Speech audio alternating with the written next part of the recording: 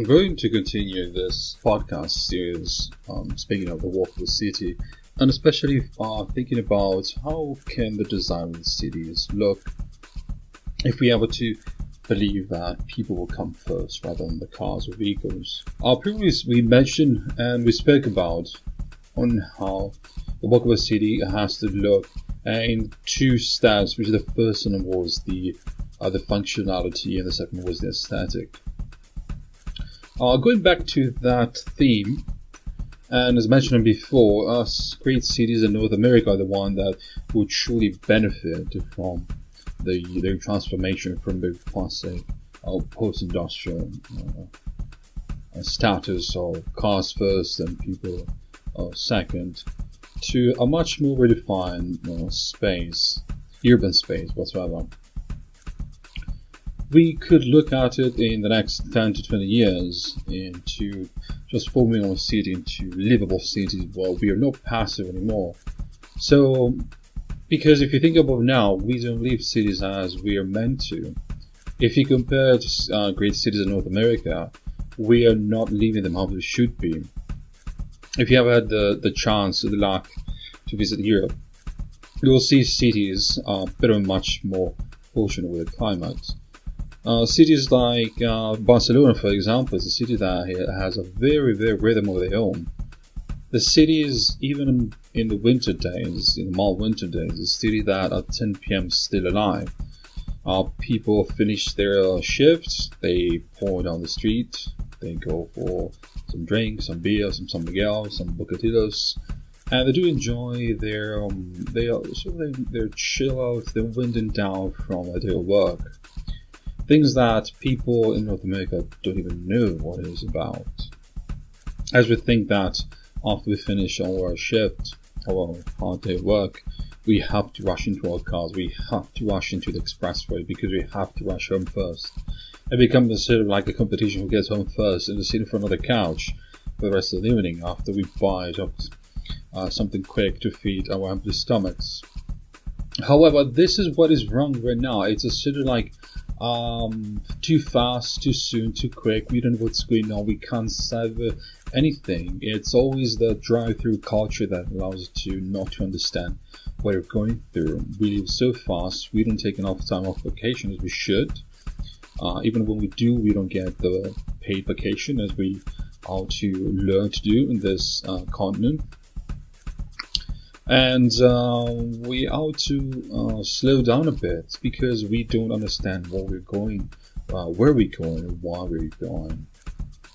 We go so fast through the day that we have condensed soup that we can heat up in the microwave, doggy bag because we can't allow ourselves to stay too long at the restaurant to eat and enjoy our food.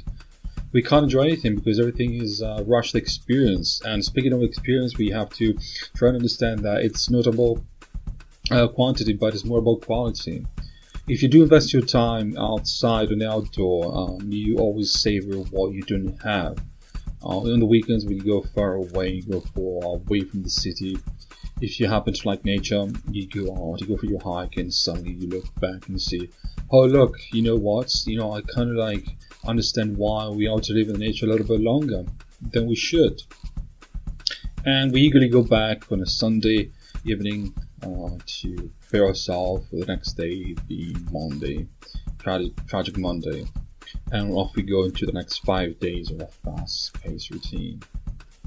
And this is what has shaped modern society, especially after the Industrial Revolution. We managed to speed up everything in a progressive way. We don't understand how fast we can go.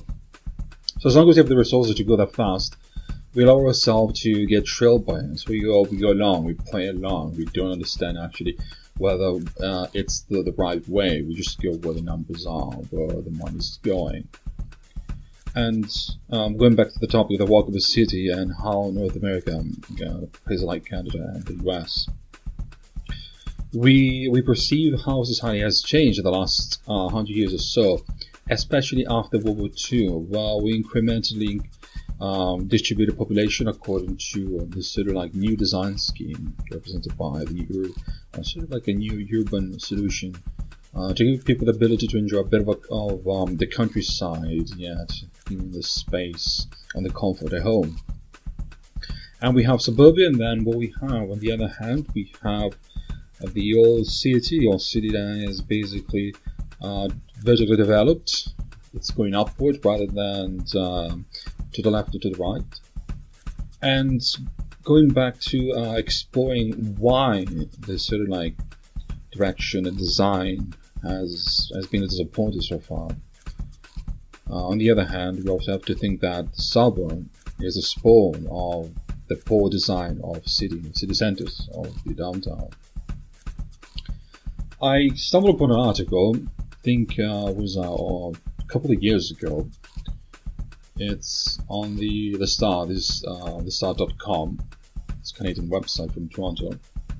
And there's a list of the 5 things that were never built in Toronto. And one of the things that really truly intrigued me is this huge space that was managed, was up and ready to be built, except after the Great Depression struck, money ran away from banks, so the city couldn't invest anything and had to focus on what other financial venture. So what we have here is that at the core of Toronto, and we have Queen Street and University Avenue, a beautiful picture of this, or how that city and downtown could have taken shape of. It's a huge roundabout with an obelisk at the center, in the fashion of the Paris. Well, there's a huge roundabout. You have traffic lying around, and around this the shape of the road that wraps around this obelisk. All the buildings have been built around, following the curved shape of the road. It's today a rare sighting because nothing here resembles such design, and shame it didn't happen, and shame we don't think of it today. The concept of going beyond the 90-degree street and the grid is somehow continues being perpetrated as a taboo in North American society. European cities have a great deal of roundabouts. But what is roundabout? A roundabout is a point in where we have 2 or more roads connecting through this sort of like loop where traffic gets condensed, and where whoever enters the roundabout has the right of way. So who's trying to join has to give away to the left. Makes much more sense because it allows to be more efficient, much more efficient than the typical street light when you have to stop at the traffic. It allows for a dynamic transition of the traffic, and it slows down. It slows down and it pays the traffic, give it a direction, and cars joining in understand that they have to reduce speed and they have due time to understand which direction they're going. Whereas nowadays there's no progression of slowing down. Either you go too fast and you quickly abrupt to the traffic light, and you try to speed up as fast as possible once the light turns from red to green. Now, the lack of roundabouts in North America has truly defined the way we approach our navigation through the cities. Whether it's from the streets, the main streets of downtown, up to the broad wide roads of the suburb. And who will benefit the most, if not the North American society, with its huge availability of land and its huge traffic? There are many solutions, and this is probably, for the urban design, this is one of the best that could take place.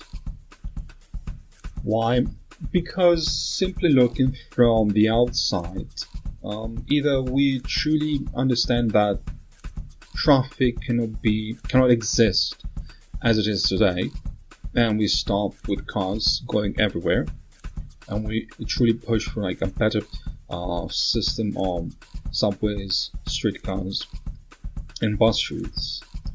Or we do go and say, okay, well, we abandon fossil fuel, but we still allow the same amount of vehicles. And where we go from next is redesign better roads, which is stop building the grid as we know it today. We cannot continue to have the 90 degrees grid throughout the whole cities. Why? How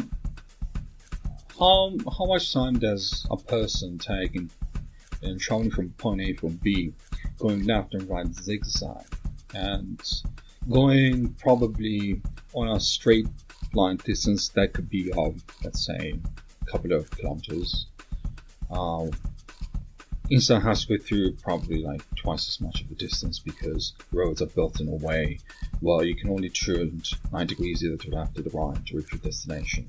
And so does any kind of traffic, whether it's private transportation or the public transportation, which is on ground level. Except for the subway system. The subway system is actually a true eco-friendly way of pushing a huge amount of traffic of people from point A to point B, because it can cut diagonally, or it doesn't have to go through the left and right turning. It goes from point A to point B in the fastest way with no obstacle. Yes, it is expensive. Yes, it is lengthy, but it is the best investment for the future. Now, the need of roundabouts, especially in places where new neighbors are spawning, it's a great deal. It's a great deal because the traffic that new roads are hosting, it's quite astonishing. If you drive outside in the suburb, you will understand how important is the construction design of the roads. Now we have suburb roads that are literally a minimum of like 6 lane, 3 and 3 in each direction, and I've seen things that are huge, sometimes even 8 lanes, 4 and 4. And who dares crossing? What pedestrian dare cross in such intersection? You can't even think about jaywalking, or you get run down by the first car. You can't have this. Nobody walks in the suburb. Nobody would dare to cross an intersection. So this is one of the things that we have to think about in building better cities. Such huge intersections, such huge roads with this staggering amount of lane that we don't stop without under the double digits. Can you truly think of 5 lanes in one way, 5 lanes in the other one? That'll be the end of it. It's a vicious cycle. We continue to expand roads, make wider roads to host more cars because there's more space for traffic, and at the same time, in the next 5 to 10 years, because we expand more roads, people think that expanding new cities or part of the cities, creating new cities, drastically, the first thing what it's going to do is to allow people to buy more cars. More cars will lead to building broad lanes, more collectors, and then we're stuck in this very vicious cycle. And the way to break it, stop building new areas in the cities. Just because you have the land availability doesn't mean you should. There are a ton of places where you can just retrofit abandoned areas, abandoned malls, abandoned construction yards, abandoned factories. The huge amount of footage per square mile that we have, we can retrofit anything and turn it into a profitable retail real estate area. Now, it is true that somehow people feel alienated when we try to implement to the urban design and architecture European elements. Some people are very conservative about how cities do look, both because of the cultural level and also because of monetary and financial interest. As of now, we have codes, building codes, and road codes, legislation that are being written by bureaucrats. They're not being built by experts like architectural designers or even psychologists. There is a sort of science beyond of good design, of good cities, and proper behavior, and the experience that you do get when you assemble a team that's of these people like architects, designers, and maybe also psychologists, into building better cities where everybody can benefit, versus having lawyers or civil servants laying down the codes for entire generation ahead to come. Because the people who have been writing city code so far, they see numbers. They don't see the need of the people. They see cars as their priority. So we do build wide roads. We don't build trees anymore around to left to the right of the roads. We don't let car park outside. And one of the things that shocked me is like in the suburbs or a certain part of the city, we don't allow cars to be parked, especially during night. I don't know why. Probably it's because people are afraid they're going to live in the car. It's such a silly thing. But cars are a major element, much like we discussed about trees. If a driver goes through our neighbor and sees cars, the first instinct to understand what has happened to the left and to the right, there are cars. It means that there is activity with other cars. So automatically the driver, the commuter, will try to understand by slowing it down.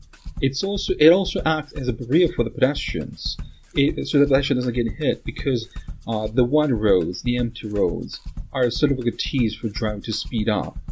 A driver that sees no obstruction ahead on the wide roads, where you can see ahead of the curb, it's pushed to go further and faster. And if you do draw an opposite scenario where you have trees along the side, where you have cars parked along the road, the drivers will approach the road in a more cautioned way. You can't see ahead, so let's slow down to make sense of what we are doing, where we're going. And things like roundabouts, even downtown, could be of a great use. So traffic will slow down. We don't have to have like sitting ducks in the middle of the intersection because we continue to put traffic lights everywhere. Sometimes it's ridiculous the amount of traffic lights at each intersection. And what's wrong with urban planner? Why we cannot make preferred lanes instead of sitting at the traffic? Let's cut the road on an intersection so we can make a right turn on a 45 degrees path. All I see is car being stuck waiting for this long-lasting red lights that takes now minutes to turn to green. And the solution is not building a broad road. The solution is implementing better traffic throughout better public transportation. Yes, cars will still be there the next 20, 30, 50 years, but it's how we shape the cars. And the walkable city in itself, it's not just a car-free society. It is a society that will depend upon how the transportation will take shape in the future. So car will still be here with us, but we can have green car, better car, electric car, hybrid cars, hydrogen cars, and still use for public transportation. Whereas we have to push ourselves to walk outside the door, reach the corner shop by walk. We walk our dog, we walk with friends, with family. Let's take the instance to just take 5-10 minutes walk. It's always a good exercise. We have to stop to take cars, to go around the corners to buy the jug of milk, or I don't know, that pop or that bag of chips. We're hurting ourselves.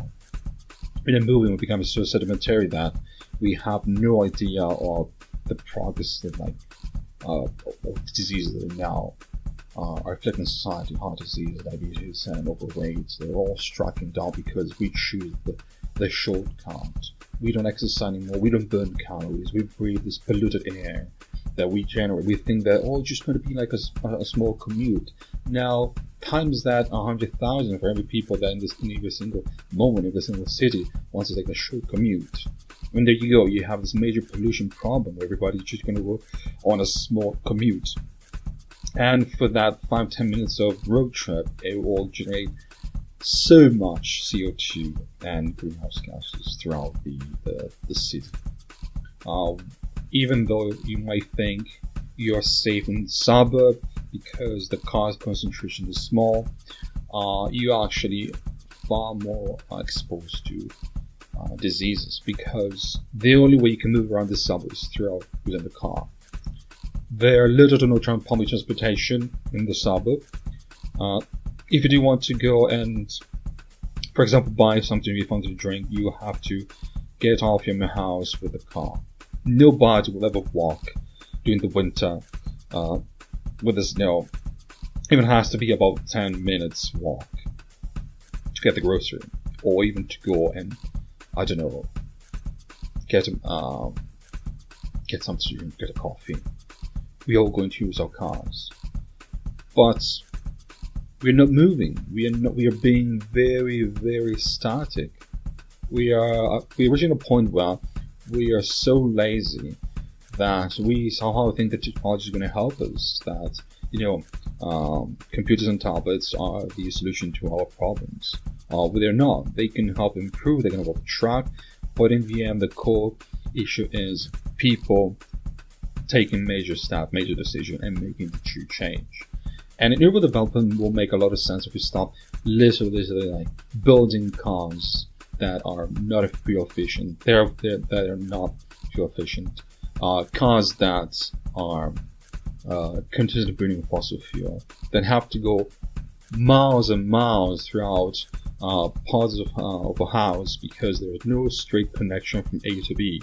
So every time that we open our garage door, we get out from our suburban homes, and we want to reach the main intersection to connect ourselves to either the highway or other parts of the cities, we have to drive probably like a few kilometers before we can actually exit the neighbor.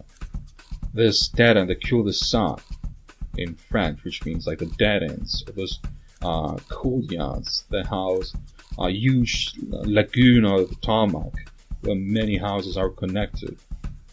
Those are like labyrinths, dead ends and labyrinths. There's no use for this type of like urban design. It's absolutely obsolete.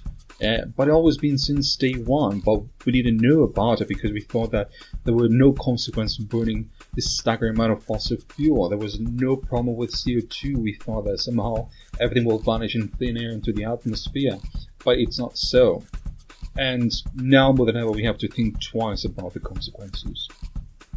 Not because we ought to live a better future for the next generation, because the impact of global warming, because of this massive use of fossil fuels, already hitting us now. Sometimes we have this drastic change of winter patterns. A few years ago, we had one of the warmest year. I think it was 2014, 15. Don't remember correctly. We had so much shift in weather patterns, and recently, less than a week ago, we had a huge fire in Alberta, Fire McMurray, where we had this whole town evacuated. 60 to 80,000 people being evacuated from their homes because suddenly like wildfire been raging throughout the region within Alberta. And why do we have that? We have that because the weather conditions allow for wildfire to start. When nature doesn't respond as it used to, because we keep pushing the envelope in with our footprints of pollution, we're just asking for more danger. Whether it comes in off-season storms, in firestorms, and flash floods, or suddenly cities start experiencing tornadoes, or drastic winter storms, and weather patterns in the past never recorded that. So there's the problem. Everything's interconnected. We have to make sure that what we build now will be a good foundation in city building and city design. And think about this. The next idea will be like to design transportation in the most efficient way. So we cannot continue to think that cars will be the primary method of transportation. So again, going back to the theme of the walkable city, the essence of this philosophy is to walk, exit our doors, and reach our points of interest. And the whole geography, the whole landscape around the city has to change. How many times you approach your wholesale grocery store and you exit the wide intersection to get inside this huge runway like size of parking lot, full with cars, hundreds of cars, and you walk outside your car, and what you have to do, you have to walk throughout this whole parking lot, which has no sidewalk because it wasn't meant for people, and you walk from your closed environment, which is the car, to another closed environment, the shape of the warehouse with no windows, this sort of like brutal experience that you go through in a method of bad design. And you think you do enjoy the shopping experience, and then you go back home from one closed environment to the other one, driving car, and taking the worst route, because then again, there's no straight point from your point of interest to when you're returning home, and vice versa in the first place. So what do we have now? We have society that is rolling in a way it shouldn't be. We're designing homes. They're not energy efficient. We think they are just because they're wall tight, so there's no draft pulling cold air in or out, or vice versa. But it is not. People are getting sick because they continuously and perpetually stay inside their home. They don't open the door. They don't walk it off. They keep breathing the recycled air through their air conditioning filter or their furnace filter, and they're not getting any better. It doesn't get any better than that. So what we have right now is the condition that society has been changed according to the pattern of laziness. We don't want to go out because there's nothing to go out. And so far, that's the psychology. Who lives in suburbia and wants to go out? To go where? To go anywhere, actually. There's nowhere to go. You open your door because you have to walk your dog. And to your left and to your right, an endless row of the same house, similar to yours. A copy-paste, a cookie-cutter of the mansion that you thought it was going to be the ultimate experience. Now, it's not like that. So you stay segregated in home, and you feed yourself with some distraction, whether it's TV,